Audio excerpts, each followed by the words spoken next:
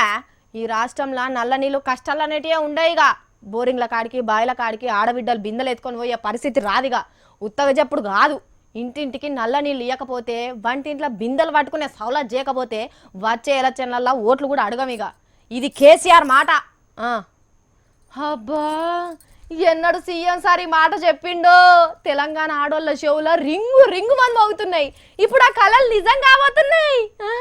అనుకున్న దానికంటే ముందుగానే అయ్యేటట్టున్నది బంగారు తెలంగాణ నడిండ్లకు నల్ల పోపియకపోతే మళ్ళొచ్చే ఎలక్షన్లలో ఓట్లు అడగనన్నాడు కదా కేసీఆర్ సారు తలకాయ దిగినా అన్న మాట తప్పడు కాబట్టి చెప్పిన టైం కంటే 6 నెలల ముంగట్నే ఇంటింటికి నల్ల నీళ్లు పోపిస్తాడట అసలుకైతే వచ్చే 7 దాకా చేయాలని అనుకున్నా వానాకాలంలో పనులు సాగాయి కాబట్టి ఆయిటుపూనే లోపే అన్ని పనులు ఖతం కావాలని ఆర్డర్ వేసిండు సీఎం సారు మిషన్ భగీరథ పథకం అంటుకొని ఉన్న అందరు ఆఫీసర్లను ప్రగతి భవన్లకు పిలుచుకొని పనుల ప్రగతి మీద చర్చ పెట్టిండు కిందికెళ్ళేసే పైపులు మీదికెళ్ళేసే పైపులు అతుకుల కాడ పూసే సిమెంట్ కానుంచి వాటికి పెట్టే కప్లింగుల దాకా ఏ పని ఎందాకొచ్చిందని వివరంగా అడిగిండు అసలే రాష్ట్రంలో పెద్ద వ్యవసాయదారే బాయికా నుంచి పైపులు చాపుడు తెలియదా గదే అనుభవంతోనే ఎవరన్నా వంకలు చెప్తే ఆసామి లెక్కనే అన్ని చదిరి చెప్పిండట పైసల రంది లేదు కాబట్టి రాత్రి పగటీలు పనిచేసి ఇంటింటికి నల్ల నీళ్లు ఓపియాలని గట్టిగా చెప్పిండట కేసీఆర్ సారు రోజేం పని చేయాలి వచ్చే నెలలో ఏం పని చేయాలని లెక్క కొద్ది కుదిగుచ్చి రాసుకోమన్నాడట